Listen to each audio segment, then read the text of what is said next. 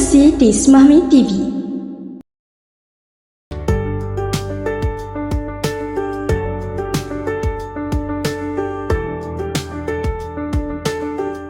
Restu ibu ayah, penyuluh jalan, doa guru, penguat harapan, usaha yang ikhlas menjadi bekalan menuju kejayaan penuh kecemerlangan.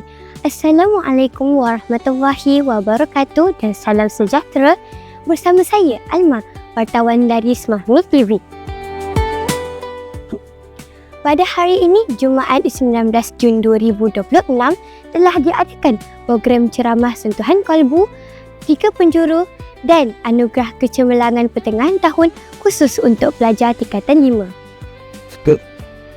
Program yang berlangsung dari 8.30 pagi hingga 12.30 hari ini yang telah diadakan di surau, kelas dan Dewan Terbuka SMA Haji Muhammad Yatim.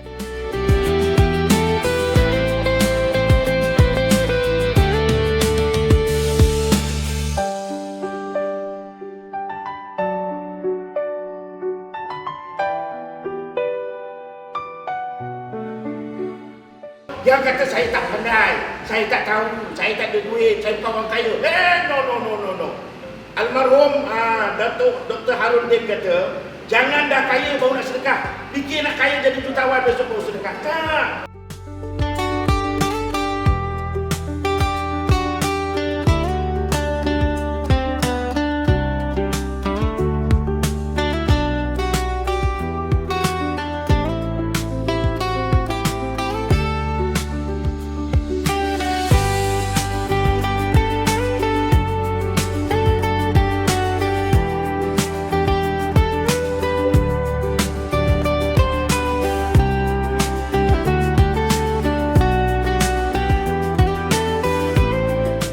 Semoga program ini menjadi pembakar semangat kepada semua pelajar tingkatan 5 untuk terus melangkah dengan lebih yakin dan bersungguh-sungguh untuk menghadapi peperiksaan yang akan datang.